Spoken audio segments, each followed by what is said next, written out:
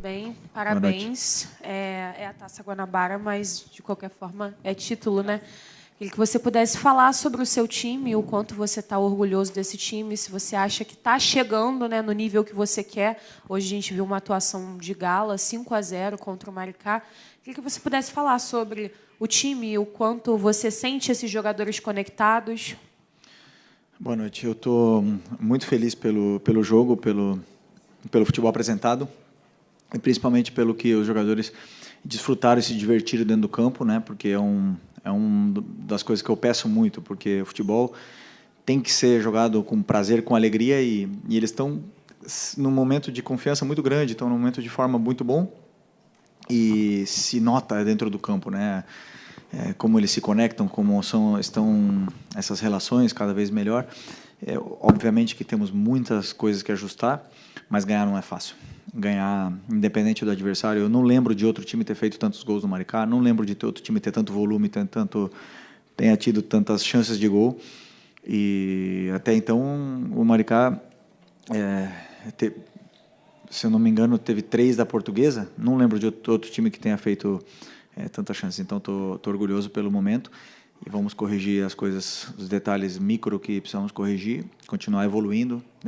Eles têm que se exigir cada vez mais, autoexigência, para que a gente possa fazer uma grande temporada. Felipe, boa noite. Boa noite. A gente teve numa entrevista o Arrascaeta falando que você foi até a casa dele e que ele virou para você e falou: se você precisar me colocar no banco, pode me colocar. O quanto importa para você um grupo onde alguns jogadores te mostram que o elenco e a união desse grupo está acima de qualquer vaidade? Eu falei para ele que se ele não estiver bem, ele não vai jogar. Mas, não, assim, são jogadores que, além de serem grandes jogadores, serem ídolos, são meus amigos. Eu seria um hipócrita dizer que esses jogadores como o Bruno Henrique, como o Gerson, como o Arrascaeta e tantos outros que jogaram comigo desde 2019, se eu não chamasse eles de amigos. Então, eu acho justo, que foi justo eu ter ido falar com eles pessoalmente e dizer que eu vou tomar decisões algumas vezes e vão incomodar. E o que eu mais esperava deles é que isso não afetasse a amizade que a gente tem, porque é uma decisão estritamente profissional.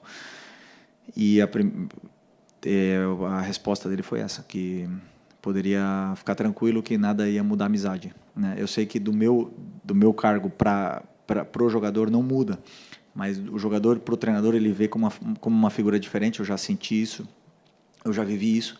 Existe um respeito, uma hierarquia, a hierarquia, mas esses jogadores, como eles são tão profissionais, tão grandes, eles sabem separar o que é o lado humano, o que é a amizade, do que é o profissional. E tanto é que em momentos determinados eu tomei decisões difíceis, tive que tirar esses jogadores que são meus amigos, e eles nunca deixaram de ser próximos a mim por causa de alguma decisão. Aliás, a equipe sempre está na frente, e com isso eu vivo tranquilo, eles vivem tranquilo, porque eles sabem que eu estou sempre fazendo o que eu, Felipe, acho que é melhor para a equipe.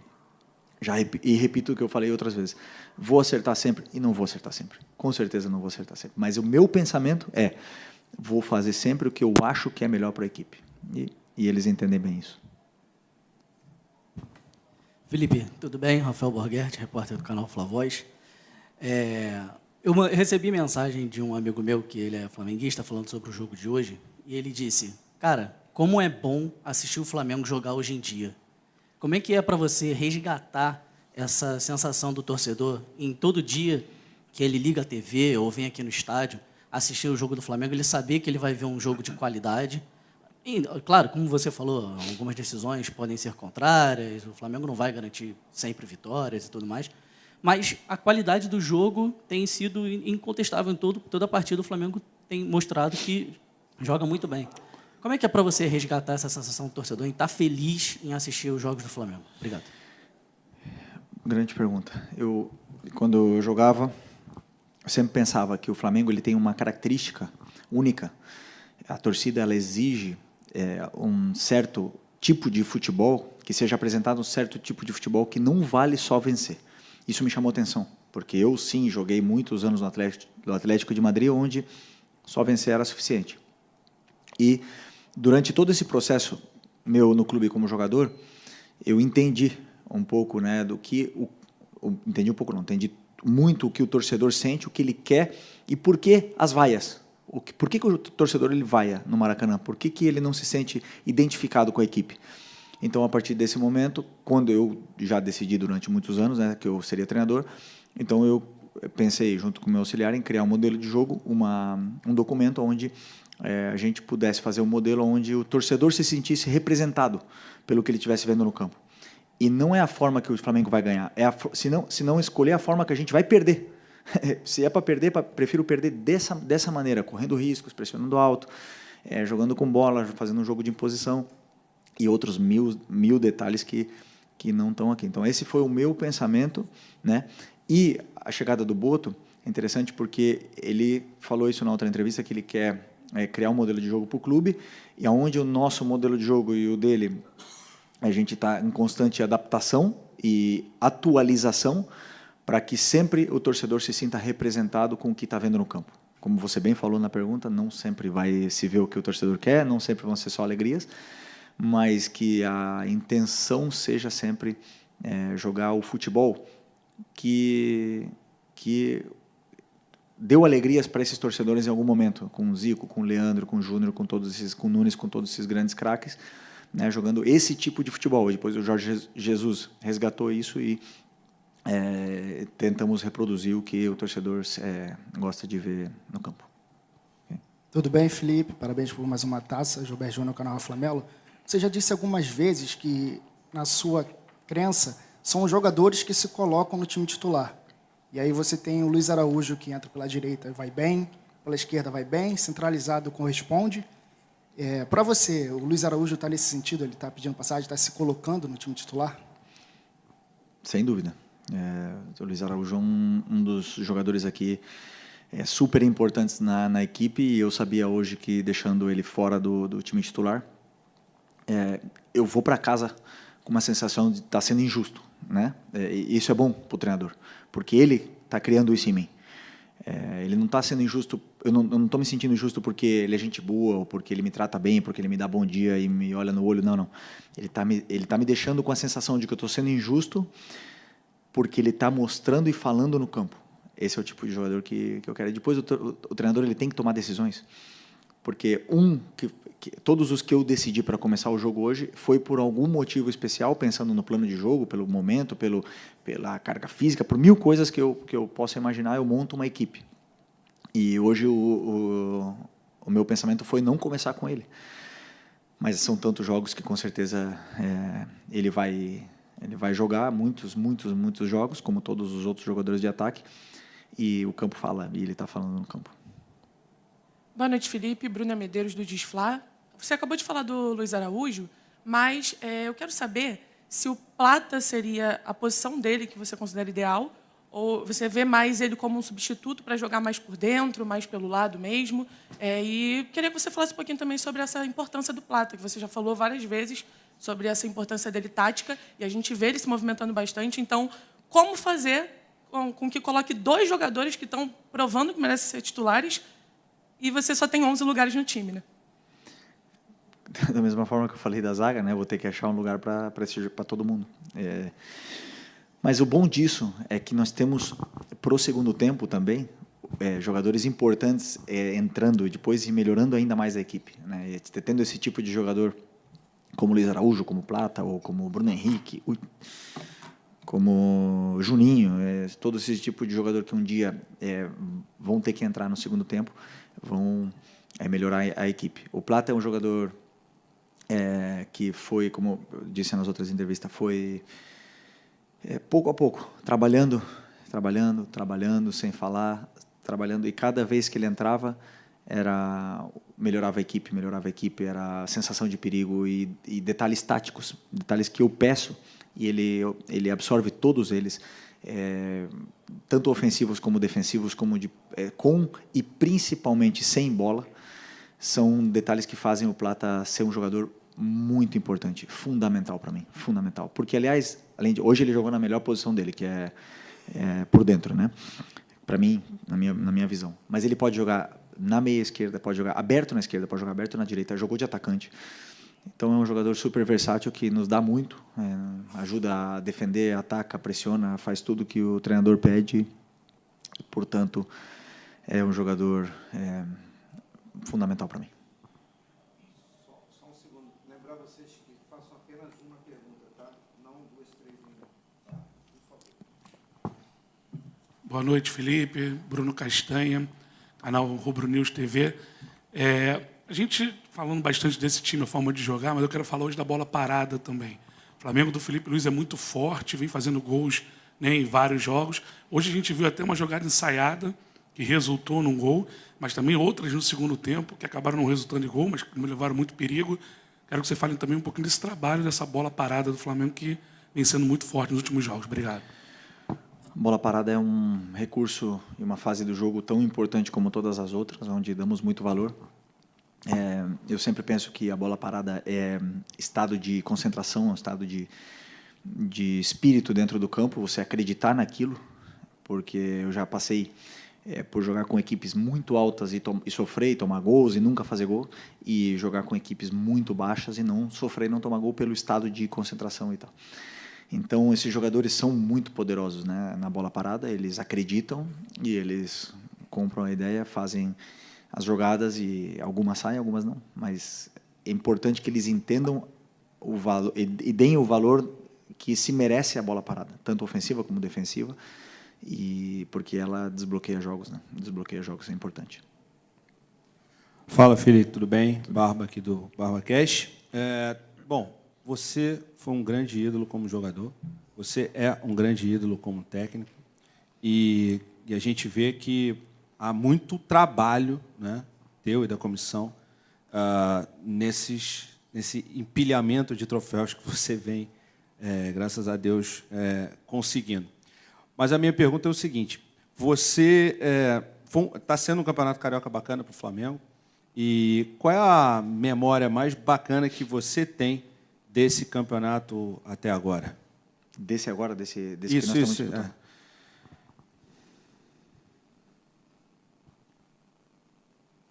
Boa pergunta. Uma coisa que tu falou no começo da pergunta é a verdade. Estamos trabalhando muito. Muitas horas. Alguns podem até empatar em horas de trabalho, mas ganhar não sei. Porque a gente é muito apaixonado pelo que faz. Gosto muito do meu trabalho e é muito bom ver tudo isso se reproduzindo no campo. O melhor momento do Campeonato Carioca, eu acredito que tenha sido o terceiro clássico, depois do jogo do Vasco, onde a gente passou por um turbilhão de emoções contra o Fluminense, contra o Botafogo, e jogar o terceiro jogo contra o Vasco e ver os jogadores com o mesmo sangue no olho sempre, sem cansar e sem perder a ambição, querendo mais, querendo fazer mais gols, querendo jogar, e todos eles querendo competir entre eles, para mim, como treinador, foi o momento mais gratificante até agora. Então, agora vão começar as fases, realmente, o semifinal e final, que são as mais importantes, mas o time chega num estado de ânimo muito, muito bom. Boa noite, Felipe, aqui, Sidão Marinho da Litoral News. A gente vê o seu trabalho, né, muito esforçado, de fato, não para de trabalhar o tempo inteiro, aliado a muita qualidade do elenco, o melhor elenco da América. E também vejo muita obsessão. Jogadores não ficam satisfeitos só por uma conquista, querem mais. Isso é muito importante. E, em cima disso, eu te pergunto qual a importância de já começar tão bem a temporada, em comparação com as outras equipes brasileiras que vêm duelando pelo título nas últimas temporadas. Botafogo ainda nem tem treinador, o Palmeiras, claro, o regulamento lá é diferente, mas está pressionado para amanhã. E a gente vê um Flamengo nadando de braçadas muito rápido e com um belo futebol aplicado no gramado. Na sua visão, qual a importância de, hoje, estar um passo à frente dessas equipes? Obrigado. Não penso em estar um passo à frente das outras equipes. Penso no nosso modelo, nos nossos pontos fortes, nos pontos que temos que melhorar. E como os jogadores entenderam, acreditam, compraram a ideia, né, do modelo e aplicam ele no campo, ele acaba acontecendo, e com a qualidade que esses jogadores têm, eles acabam potencializando muito mais ainda a sua qualidade individual. E a boa fase é o que todo treinador busca. né? Não existe nenhum treinador que quer começar o ano mal e depois acabar bem, né? Todo mundo quer estar sempre bem. E toda temporada tem altos e baixos. Então, assim, o desafio, para mim, no meu caso como treinador, é que esse time continue com essa ambição, com essa fome, né? Porque eu estava no meio deles como jogador e eu sei o que eles são ambiciosos para conquistar títulos, para fazer história aqui no Flamengo, porque, claro, é difícil, muito difícil botar uma foto naquela parede que já tem tantos títulos importantes, mas eles têm muita ambição. E sabendo isso é mais fácil para mim, porque eu sei que tipo de jogador eu tenho na mão, até onde eles podem aguentar. Então eu posso exigir muito porque é o que eles querem. Eles querem conteúdo, eles querem exigência, porque depois eles querem ser campeões e mostrar no campo. Então até agora está sendo muito prazeroso ver isso e o meu desafio é com que eles sigam cada vez mais, até mesmo porque a temporada nem começou ainda. Então temos muito em jogo e muito para disputar ainda. Felipe, aqui no meio, Thiago Lima, do GE. Parabéns por mais uma conquista. Eu queria te perguntar em relação ao Gerson, Felipe. Hoje a gente viu o Gerson atuando um pouco mais recuado, né, do que ele vinha jogando na direita, num segundo homem de meio de campo, e até uma posição que ele jogava no time do Jorge Jesus, no time que você também jogou. Queria te perguntar o que você vê, o que você acha que o time ganha tendo o Gerson nessa posição e como você vê ele, por exemplo, ele se sente mais confortável ali mesmo ou é jogando aberto? Obrigado. Pelo que eu conheço do Gerson, essa é uma pergunta para ele, né? Ele tem que responder, mas ele se sente confortável estando no campo. É um tipo de jogador que melhora conforme vai tendo mais minutos, né? Pelo que eu conheço do Gerson, é um jogador que quanto mais joga, melhor fica. E é um jogador que, ao meu ver, nos dá muito para a equipe como volante, nos pode dar mais ainda como meia durante muitos partidos que estão bloqueados, porque ele tem uma vantagem qualitativa muito grande em não perder a bola, em dar sequência à jogada, mesmo pressionado. E isso, para um treinador que sabe que muitos adversários vêm pressionar, ter um jogador como esse faz a diferença. Então, hoje eu imaginei um time mais ofensivo, com o Gerson de volante e podendo colocar Plata e Arrasca por dentro, né? Então, para mim foi um plano de jogo, colocar ele aí. Ele é titular da seleção brasileira de volante, então eu sei que ele pode jogar perfeitamente nessas posições e ajudar muito a equipe. Vamos entrando na reta final aí, pessoal. Vamos lá. Felipe, aqui. Boa noite, Gabriela Marino da Band. O Flamengo é um time que tem mais títulos do que derrota no seu comando, é um time que joga com muita intensidade e a torcida diz que você faz parecer fácil o futebol do Flamengo dentro de campo. Queria que você falasse um pouquinho o que você atribui esse ótimo desempenho do Flamengo, ao que você atribui esse ótimo desempenho do Flamengo. Obrigada. Qualidade dos jogadores, qualidade, ambição, talento, o primeiro, né? Um grupo, como o teu companheiro falou, não tenho vergonha de falar, é o melhor elenco da América. Então, esse é o primeiro. Depois, parece fácil, mas quando as coisas parecem fáceis é porque tem muito trabalho atrás, porque eles trabalharam muito. Nós trabalhamos muito e eles trabalharam muito, muito mais para poder estar nesse momento de forma. Então, o objetivo agora é trabalhar ainda mais para que esse momento de forma continue o máximo possível e que os adversários entendam que a gente tem que... Até me perdi. Que os adversários entendam que é um time que não para, que é um time que quer mais e é muito ambicioso. Okay. Felipe aqui, boa noite. Marcos Martinho, do canal da EQSRN, parabéns por mais um título. Eu queria te perguntar especificamente sobre a lateral direita do Flamengo, né? Porque nas últimas semanas surgiram muitas informações a respeito do Wesley e o interesse dos clubes europeus por ele, e cada vez mais informações dizendo, né, que o Flamengo teria muita dificuldade de manter o Wesley no meio do ano, especialmente após o Super Mundial, com uma possível convocação do Dorival Júnior. O Varela vem numa sequência de jogos, né, e a avaliação majoritária da torcida é que vem positivamente, o Varela vem surpreendendo tecnicamente. Você avalia o Varela como uma possível reposição para uma eventual saída do Wesley no meio do ano? O Varela seria esse jogador para repor uma possível saída do Wesley com o desempenho atual dele? Primeiro, o mercado europeu está fechado, né? Então, o Wesley não vai sair agora. É muito longe ainda pensar na metade do ano. O Wesley é um jogador muito importante para mim, para a equipe, do mesmo jeito que é o Varela. E temos que lembrar que antes de eu chegar aqui, era o Varela que jogava. Então, e o Wesley era contestado, né? Um pouco contestado, por mais que fez grandes jogos e grandes temporadas, uma grande temporada ano passado. Os dois têm características diferentes, porém, não podemos esquecer o jogador que é o Varela.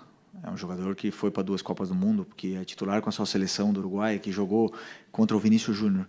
E o Vinícius Júnior quase não fez quase nada contra ele. Temos que entender que jogador nós temos na mão. Nós temos que entender. Eu acho que o Varela não tem o respeito que ele merece aqui por parte da imprensa e por parte do torcedor. Mas sim por parte do treinador, que valoriza muito o trabalho dele, não só como jogador, senão como um dos líderes desse elenco. Então, se o Wesley sair, virá outro, né? Como eu falei, falta muito ainda, virá outro, que brigará por posição com o Varela, mas o Varela é um jogador importantíssimo.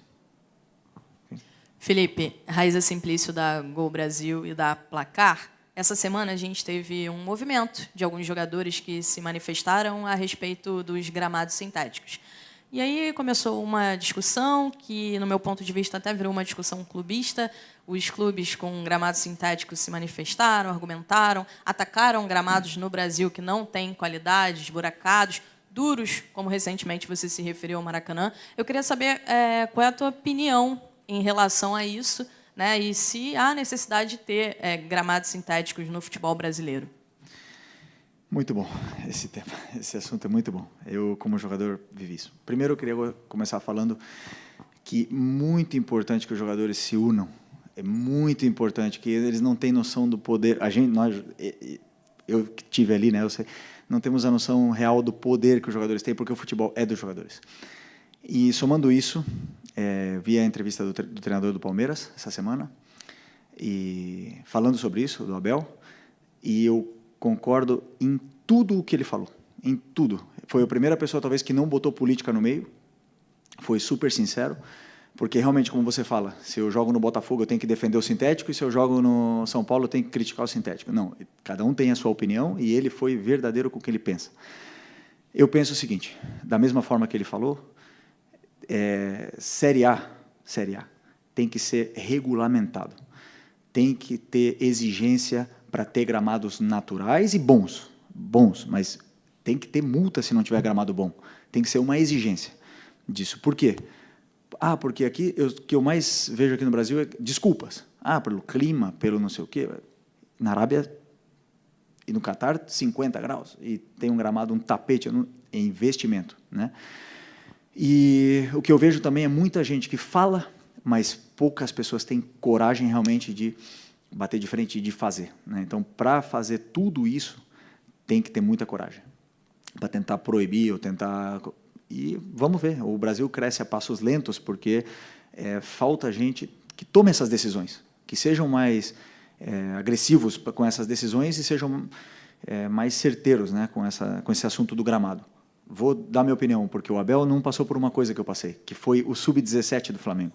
Ele tem uma razão muito grande. Para jogar nos campos que o Sub-17 do Flamengo joga, no Campeonato Carioca, na Taça Rio, ou no Sub-20, até no Campeonato Brasileiro, eu te digo, é melhor sintético.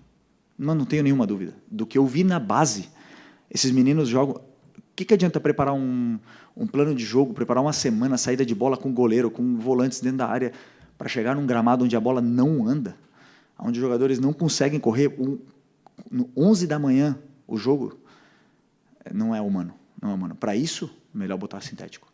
Agora, clubes com condições para ter um campeonato mais equilibrado, para vender nosso produto para fora do país, sim. Grama natural, todo mundo prefere. Não tenho dúvida, os jogadores do Palmeiras preferem, os jogadores do Botafogo preferem. E só vou somar uma coisa também ao que o Abel falou, que ele falou que tem um top, eu acho que tem mais. Tem o Inter, que é top, não tenho problema em falar. O melhor gramado do Corinthians, é o melhor gramado do Brasil. Corinthians, Inter. São Paulo, Morumbi sempre é muito bom. Juventude é muito bom. Coritiba é muito bom. E estou esquecendo de algum por aí. Mas com certeza já peguei a Vila Belmiro muito boa, já peguei ruim também. Então o que a gente precisa é regulamentar, obrigar a botar um gramado, mas botar um gramado em condições, investimento, altíssimo investimento no gramado, que aí sim vai ficar bom para todo mundo, Porque na Espanha eu também peguei muitos gramados ruins até chegar um presidente da Liga e obrigar a colocar todo mundo no gramado bom e encher o estádio. É obrigatório encher o estádio. Então, se virem os clubes, senão são multados. Isso é muito importante. E aí estão os jogadores para cobrarem e colocar a opinião que eles têm. Mas o que eu sinto um pouco do Brasil é isso. Nós vamos vendo o que os outros países vão fazendo e, a passos lentos, vamos tomando decisões e vão mudando. Já mudou muita coisa desde que eu cheguei aqui em 2019, melhoraram muitas coisas no Campeonato Brasileiro, muitas. Tanto taticamente como de estrutura, infraestrutura, melhoraram muitas coisas, mas ainda estamos atrás. É evidente que nós estamos atrás e somente pessoas com coragem para tomar decisões importantes e agressivas para poder mudar e melhorar o nosso campeonato. Felipe. O Maracanã está melhor. Quando acontecem problemas, por exemplo, como aconteceu com o Thiago Silva do Fluminense, que se machucou, alguns jogadores nossos reclamaram, tanto do campo como da bola, são tomadas atitudes, né? Então a empresa deixou o gramado um pouco mais macio e claro que o Maracanã, eu acho que ano passado foi o estádio com mais jogos do mundo, se eu não me engano, tá? Se eu não me engano, com mais jogos do mundo. Isso não existe gramado nenhum no mundo que aguente, nenhum. Mas sim existem planos para solucionar esse problema. Quando o gramado começar a ficar ruim, coloca um novo. É investimento, coloca um novo. Não tem problema. Né? Paramos de jogar, vamos para Brasília, vamos para Volta Redonda, vamos para outros lugares jogar e colocamos gramado novo. Não tem, eu acho que essa seria uma das soluções, que quem ganha com isso é o espetáculo. Você vê, e vou me estender um pouco mais, quando eu faço análise dos adversários, a gente tem uma câmera tática que grava de cima e tem estádios e tem com gramados que não dá para ver a bola, que não dá para ver o jogo.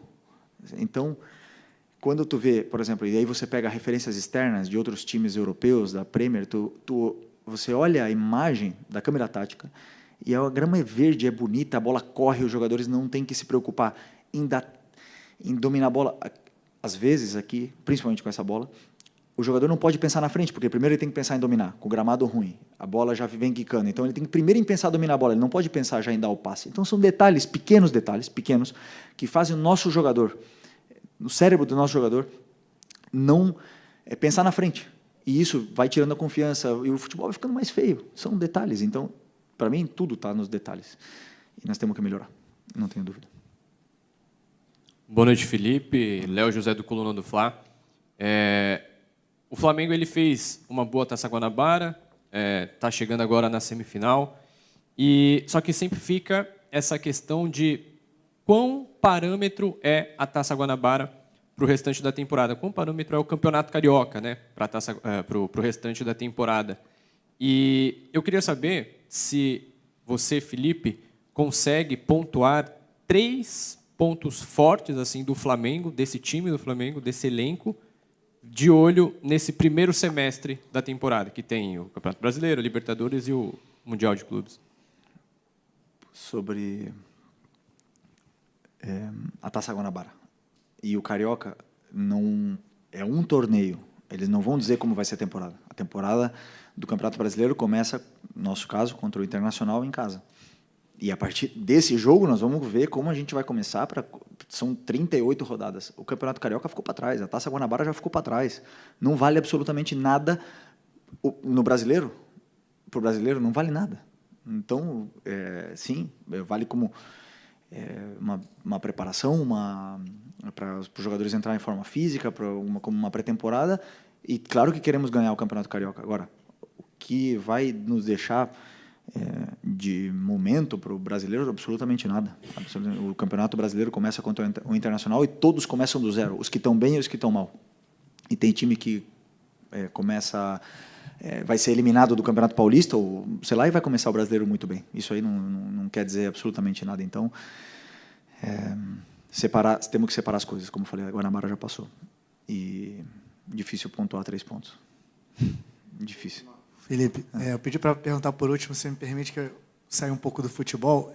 Você é um grande fã de tênis, essa semana você esteve lá algumas vezes lá no Rio Open, e eu queria até saber se, apesar de ser um esporte bem diferente, se você consegue absorver alguma coisa para o seu trabalho. E aí a gente está vendo esse momento do João Fonseca, né, depois de muito tempo surgindo uma promessa, mas, ao mesmo tempo, muita expectativa para um garoto de 18 anos, e aí ele perdeu aquele jogo. Enfim, você já viveu muita coisa no esporte.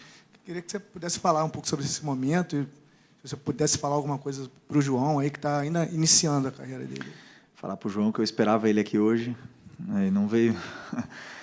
Um fenômeno, um fenômeno. Segundo o Guga Kirten, que eu estava com ele lá em Floripa, ele me falou: esse menino é diferente, ele é dos diferentes, ele falou para mim. E realmente é, né? Eu vi o João jogar com 16 anos, flamenguista, humilde, trabalhador e com a família muito cabeça boa. Tem tudo para nos dar muita alegria no tênis. O tênis é um esporte que eu amo muito, durante muitos anos joguei, quando era pequeno, e depois, claro, não tinha o talento, né, para continuar no tênis, vim para o futebol. Mas sou apaixonado, o Federer foi meu grande ídolo, minha grande inspiração durante a minha carreira. Via quase todos os jogos importantes do Federer, analisava cada momento dele dentro da quadra para poder tentar copiar alguma coisa dentro do campo, eu mesmo, comigo mesmo, naquele meu mundo ali dentro do campo, porque o tênis é o esporte mais... um dos esportes mais sofridos, né, mentalmente. Então, é o jogador contra ele mesmo. Então, agora indo lá ver o João jogar, aquele jogo que ele perdeu, nos diz muito do que aconteceu com ele. Tinha acabado de ser campeão, viagem, jogo em casa, chuva de emoções, turbilhão de emoções na cabeça dele. E, de repente, pela primeira vez, talvez ele tenha pego um adversário tão extramotivado como ele pegou, aquele menino, né? Então, isso nos diz muito, né? Que muitas das vezes a gente vai jogar, vê um adversário como ele joga, mas contra a gente ele vem ultra extra motivado. E isso me passou uma mensagem para mim também. E, de certa forma, serve até como treinador para passar para os jogadores. Então, eu gosto muito de pegar coisa de outros esportes e, por sorte, ainda dá tempo de ir lá ver o final da dupla. Valeu? Boa sorte. Valeu.